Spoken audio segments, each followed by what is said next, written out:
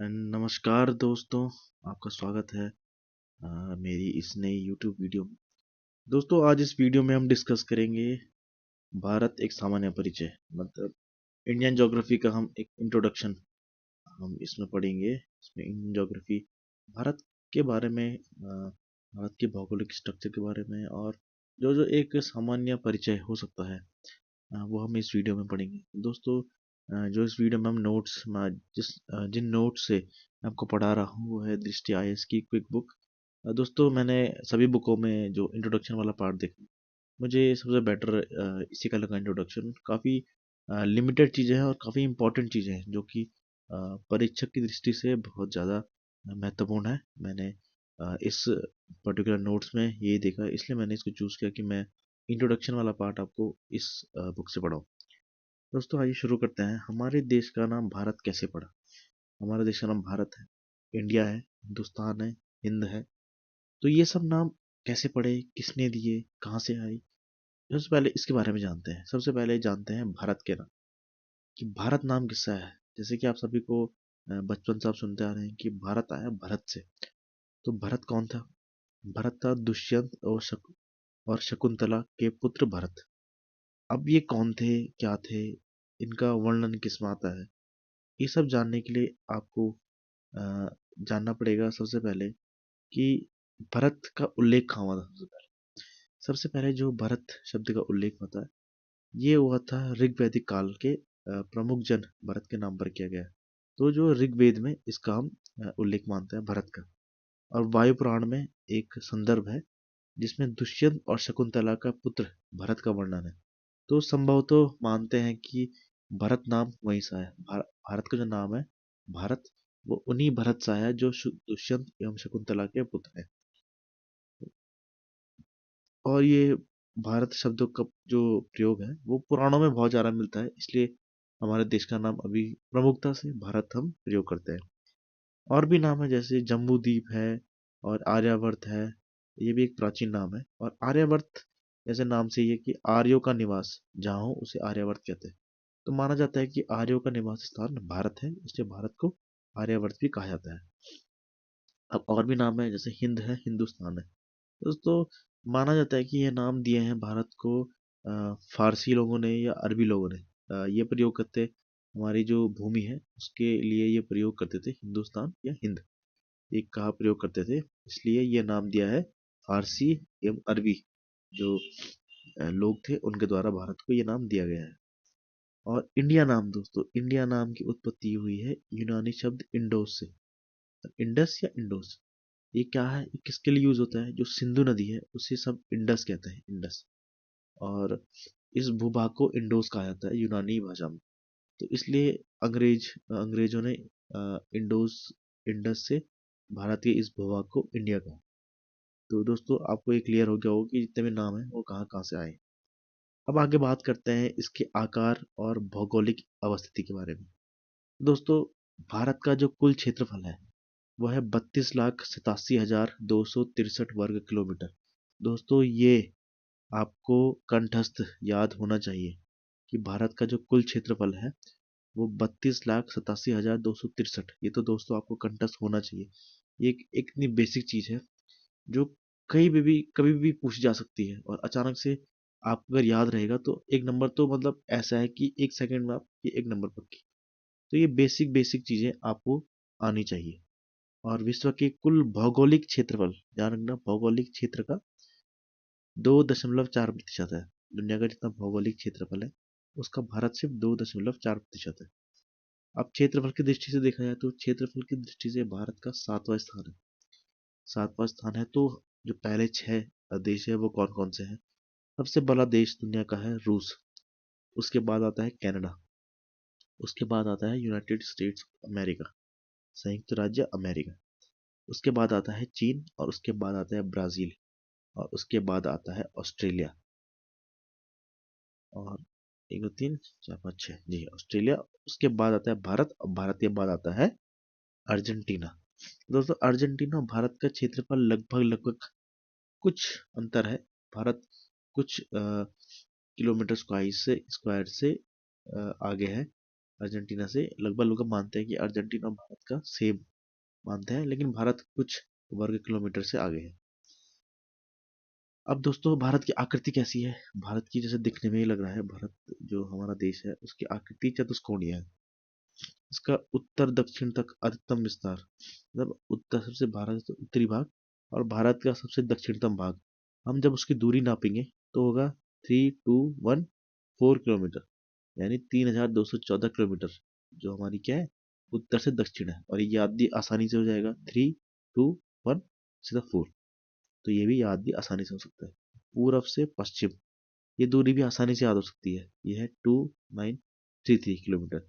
दोनों 3000 के आसपास देखो आप, एक 3000 से थोड़ा सा ज्यादा है, एक 3000 से थोड़ा सा कम है। अब कैसे याद रहेगा? हम लंबाई 3214 ये तो याद हो गया।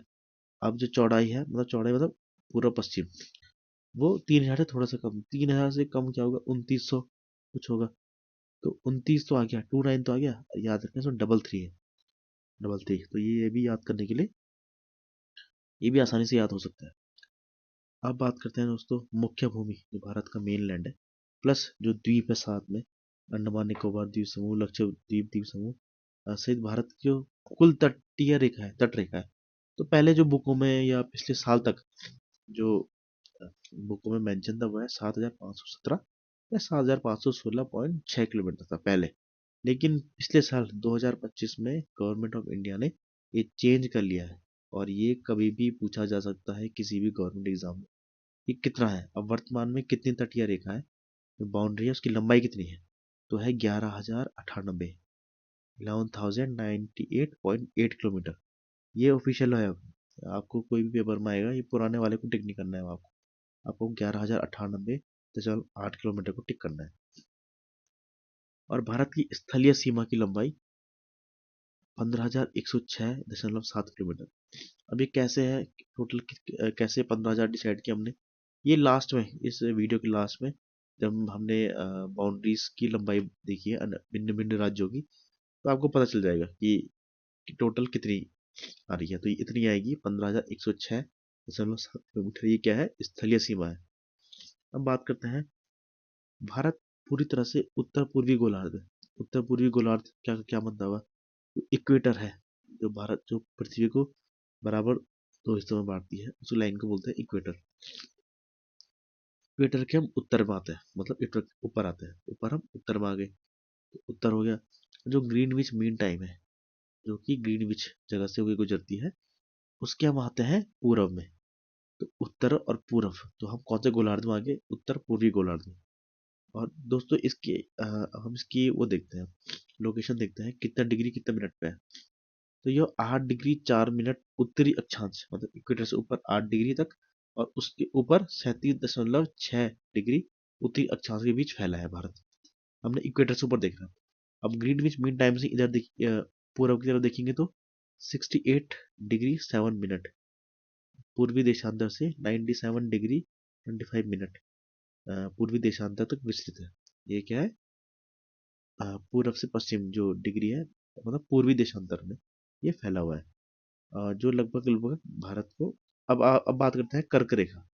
कर्क रेखा कौन सी लाइन होती है? अब इक्वेटर के ऊपर 23 डिग्री पे जाओगे, 23 डिग्री 30 मिनट पे जो लाइन जाती है उत्तरी अक्षांश, वो है कर्क रेखा, या ट्रॉपिक ऑफ कैंसर इसे इंग्लिश में कहते हैं। ये भारत को लगभग लगभग दो बराबर भाग बनाती है। ये भी एक इंटरेस्टिंग चीज है जानने के लिए, और जान लीजिएगा इनका कितने डिग्री कितने मिनट पे फैली है।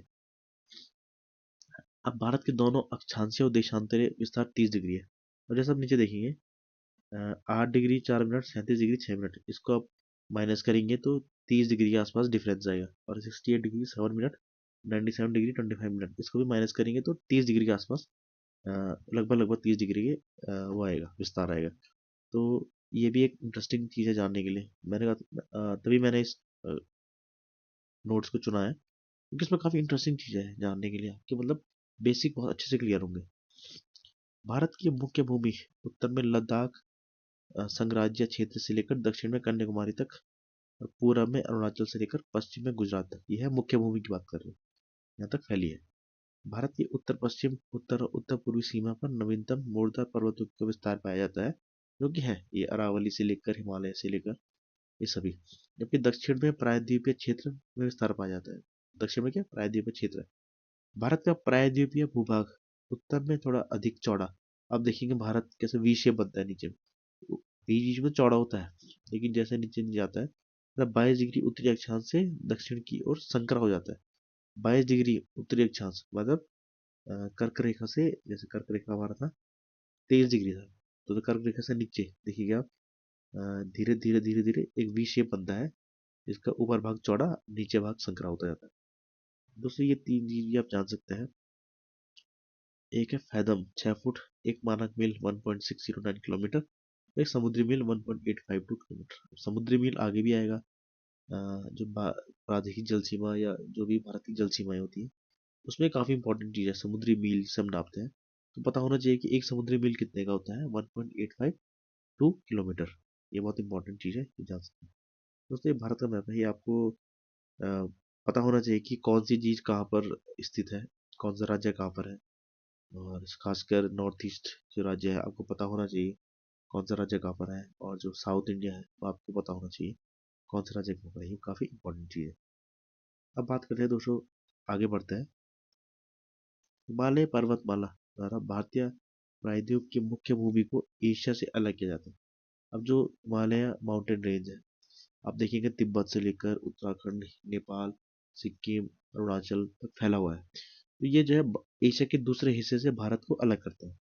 भारत के पूर्व में बंगाल की खाड़ी है, और भारत के पश्चिम में अरब सागर है, और दक्षिण में हिंद महासागर। तो दोस्तों भारत इकलौता ऐसा देश है जिसके नाम में एक ओशन का नाम है, हिंद महासागर।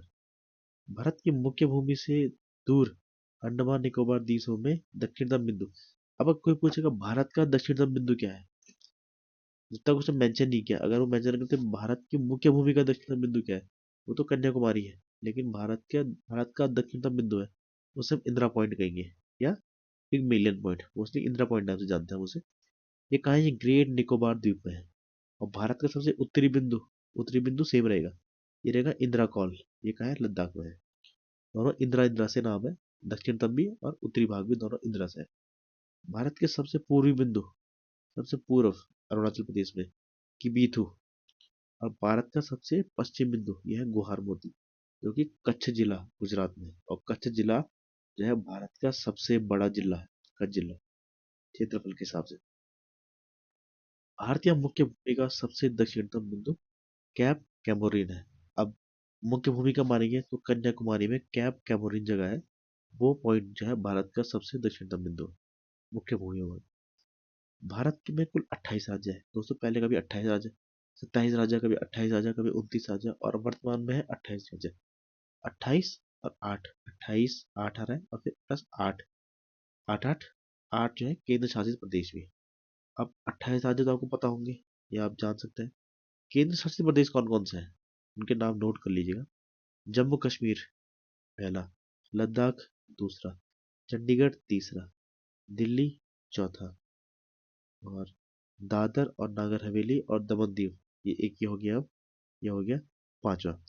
छठवां है पुदुचेरी, सातवां है अंडमान और निकोबार द्वीप समूह, और आठवां है लक्षद्वीप। ये हो गए 8 हमारे केंद्र शासित प्रदेश। और भारत को 6 जोनों में बांटा गया है। वो 6 जोनों में आप कंफ्यूज हो सकते हैं, उत्तर प्रदेश कौन से जोन में आएगा। आप में से कहीं ये सोचता होंगे कि उत्तर प्रदेश आता है नॉर्थर्न स्टेट, नॉर्थ इंडिया है। नहीं दोस्तों, उत्तर प्रदेश और उत्तराखंड दोनों, ये दोनों आते हैं हमारे सेंट्रल जोन के अंदर। देखिए बाकी तो आप अंदाजा लगा देंगे, लेकिन इनका अंदाजा, इनमें थोड़ा कंफ्यूजन होता है, तो इसे आप ध्यान रखेंगे ये कौन से जोन में आते हैं। अब भारत की बात करते हैं समय रेखा। यह दुनिया की जो मानक समय रेखा है वो ग्रीनविच मीन टाइम है, और भारत की भी एक मानक समय रेखा है। भारत का जो सबसे पूर्वी और पश्चिमी भाग है, आप अगर उसका विस्तार देखेंगे 30 डिग्री का विस्तार है। तो लगभग 30 डिग्री के देशांतरी विस्तार के कारण देश में दो समय अ, मेलखाओं में बांटा जा सकता है।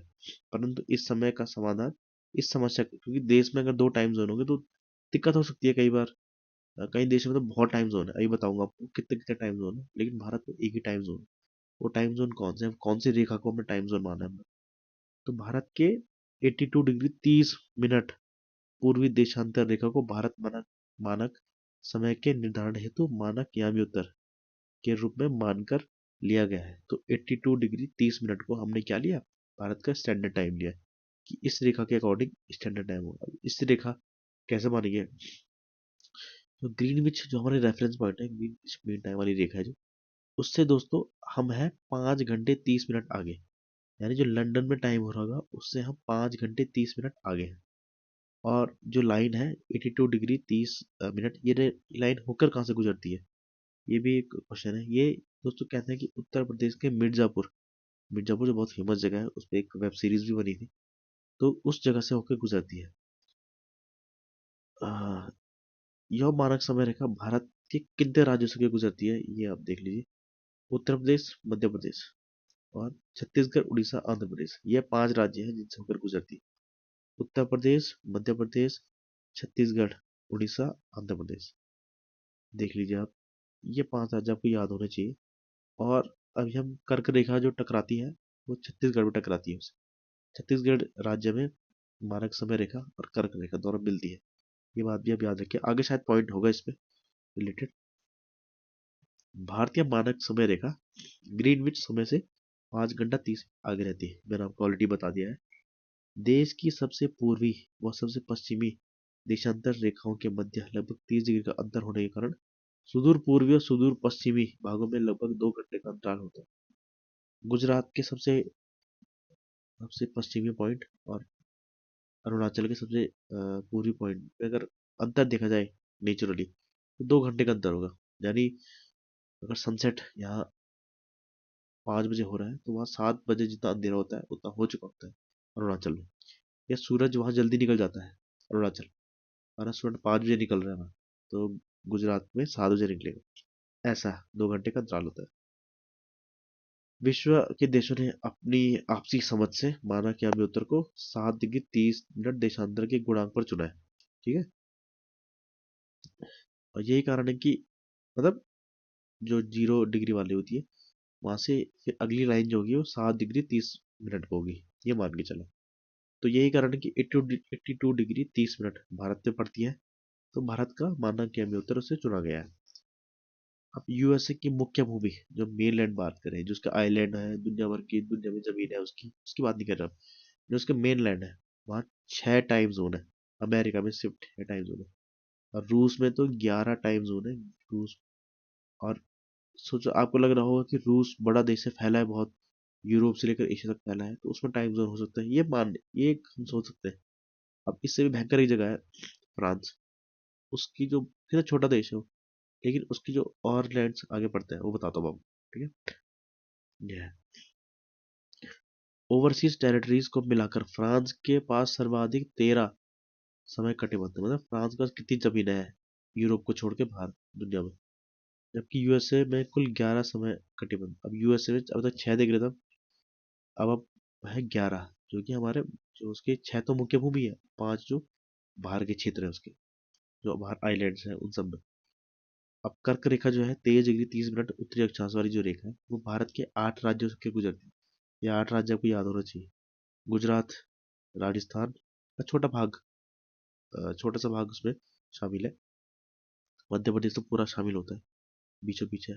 उसके बाद छत्तीसगढ़, छत्तीसगढ़ में तो मैंने बताया था आपको कर्क रेखा और जो हमारी मानक समय रेखा है दोनों मिलती है। झारखंड, पश्चिम बंगाल, और पश्चिम बंगाल भी आप ऐसे याद रख सकते हैं, पश्चिम बंगाल पूरा फैला हुआ है, ऊपर तक फैला हुआ है। अभी तो और चीजें पता चलेगी कि पश्चिम बंगाल कितने देशों से टकराता है, कितने देशों से घिरा हुआ है पश्चिम बंगाल, कहाँ कहाँ बाउंड्री टच है पश्चिम बंगाल। त्रिपुरा और मिजोरम, त्रिपुरा मिजोरम याद रखना है, ये नॉर्थ ईस्टर्न स्टेट में सिर्फ 2 स्टेट है, त्रिपुरा मिजोरम, जो इसमें अ, वो है जो हमारी कर्क रेखा जिनसे होकर गुजरती है। अब बात करते हैं मानक समय रेखा और कर्क रेखा आपस में छत्तीसगढ़ में काटती है, ये मैंने बता दिया आपको ऑलरेडी। भारत एकमात्र ऐसा देश है जिसके नाम पर किसी महासागर का नाम है, हिंद महासागर। भारत के पूर्वी और पश्चिमी घाट नीलगिरी में आकर मिलता है। पूर्वी घाट अ, और पश्चिमी घाट नीलगिरी, नीलगिरी कहाँ पर है ये?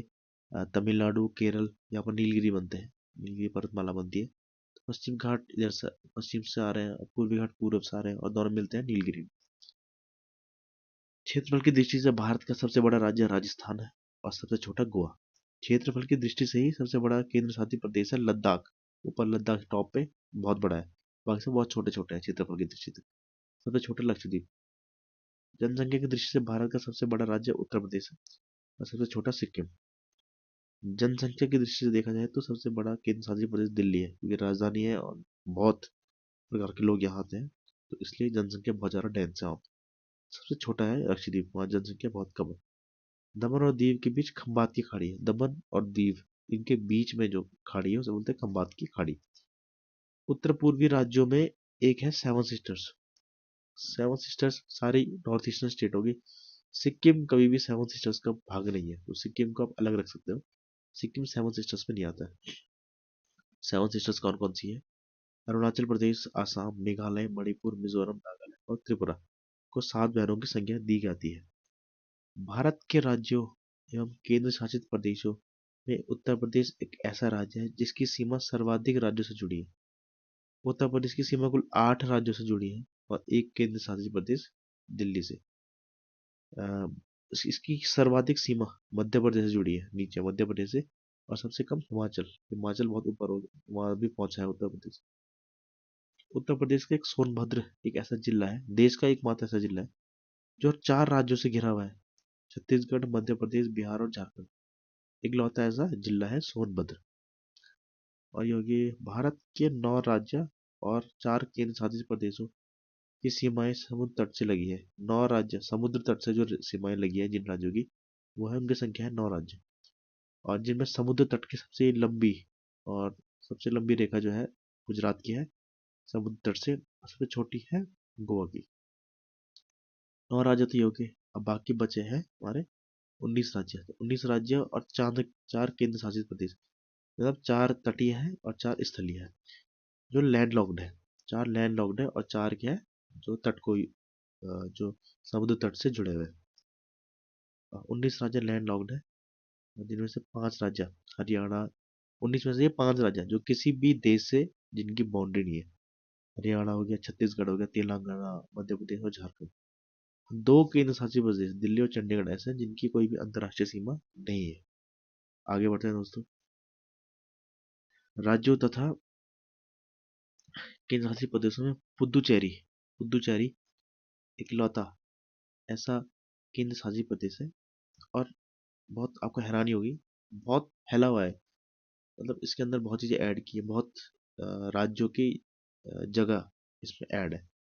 और वो जो जगह ऐड है ना, वो कभी पुर्तगाल के अंदर थी वो सभी। पुदुचेरी इंक्लूडिंग पुदुचेरी, और वो सभी जगह कौन कौन सी जगह थी? वो यनम, आंध्र प्रदेश का यनम जगह है, वो भी पुदुचेरी के अंदर आता है। कराईकल तमिलनाडु का, वो भी पुदुचेरी के अंदर आता है। और माहे केरल का, वो भी पुदुचेरी के अंदर आता है। और मेन पुदुचेरी वो तो है। तो ये सब मिलके पुदुचेरी बनाते हैं, जो कि एक केंद्र शासित प्रदेश है। अब तट रेखा वाले ये नाम है इनके: गोवा, महाराष्ट्र, गुजरात, कर्नाटक, केरल, तमिलनाडु, आंध्र प्रदेश, उड़ीसा, पश्चिम बंगाल। और केंद्र शासित प्रदेश जो तट रेखा वाले हैं: अंडमान निकोबार द्वीप, दादर नगर हवेली, दमन दीव, पुदुचेरी। दोस्तों, देश की नेशनल कैपिटल रीजन के बारे में आपको पता होना चाहिए कि कहाँ कहाँ से जुड़े हैं। दिल्ली तो है ही, लेकिन दिल्ली के साथ और क्या क्या चीजें जुड़ी है? दिल्ली के साथ जुड़ी है हरियाणा के कुछ जिले। हरियाणा के कितने जिले जुड़े हैं देखिए दोस्तों, 14 जुड़े। 14 जिले हरियाणा के हैं और 8 जिले उत्तर प्रदेश के। 14 हरियाणा के, 8 उत्तर प्रदेश के और 2 राजस्थान के, ये आते हैं नेशनल कैपिटल रीजन के अंदर।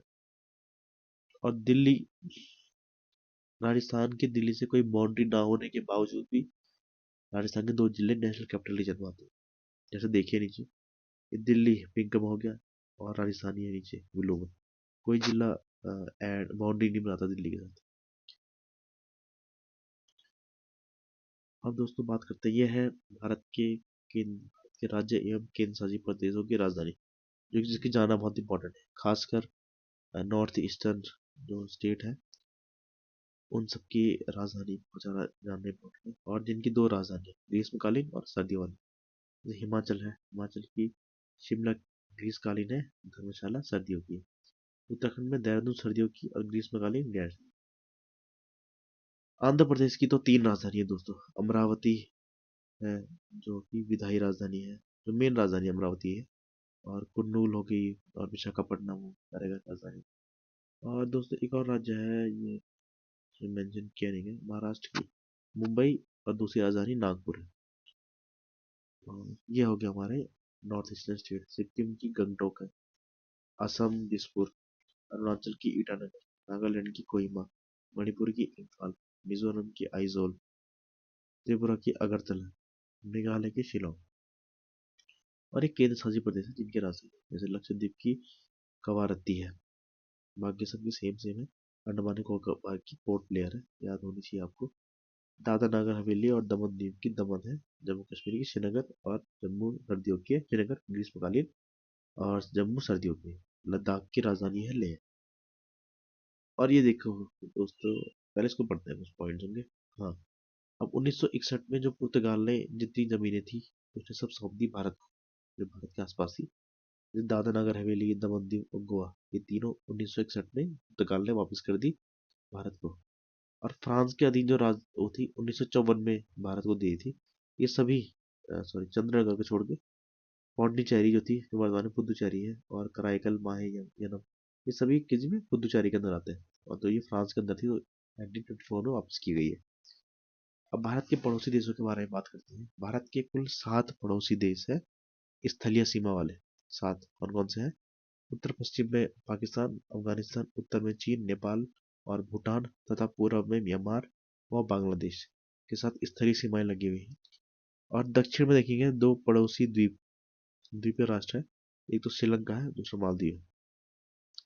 पाकिस्तान, नेपाल, भूटान, बांग्लादेश, श्रीलंका, मालदीव भारत को भारतीय उपमहाद्वीप के अंतर्गत शामिल किया गया है। इंडियन सब कॉन्टिनेंट बोलते हैं इसे। तो ये सब भारतीय उपमहाद्वीप के अंदर है। और जो दक्षिण एशिया, साउथ एशिया में देखा जाए तो भारत की सबसे ज्यादा जनसंख्या और सबसे ज्यादा क्षेत्रफल भी किसका है? भारत का है। भारत के 16 राज्य और 2 केंद्र शासित प्रदेशों की स्थलीय सीमाएं पड़ोसी देश से मिलती है।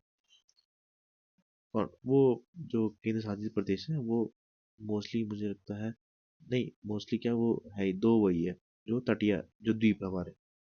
अब कितने डिग्री चैनल से जुड़ा है ये बताऊंगा आपको। भारत के श्रीलंका के साथ पाक जल संधि है, और तमिलनाडु स्थलीय सीमा से जुड़ा है। भारत के तमिलनाडु और श्रीलंका के मध्य एक एडम्स ब्रिज है, पम्बन द्वीप रामेश्वरम इसी ब्रिज का एक हिस्सा है। आदम ब्रिज की शुरुआत धनुषकोडी नामक स्थान से होती है। श्रीलंका की ओर जब बनता है तो भारत में जो स्थान है उसे धनुषकोडी कहते हैं। अब कितने देशों की सीमाएं किससे कितनी लगी है? सिक्किम की सीमाएं 3 से लगी है। सिक्किम आप देखते होंगे, इधर नेपाल, इधर भूटान और ऊपर चीन। अरुणाचल भी देखते होंगे बहुत फैला हुआ है, चीन से ऊपर हुआ है, इधर भूटान से लगा, म्यांमार से लगा। नागालैंड से, म्यांमार से, मणिपुर से, म्यांमार से, मिजोरम बांग्लादेश और म्यांमार दोनों से है।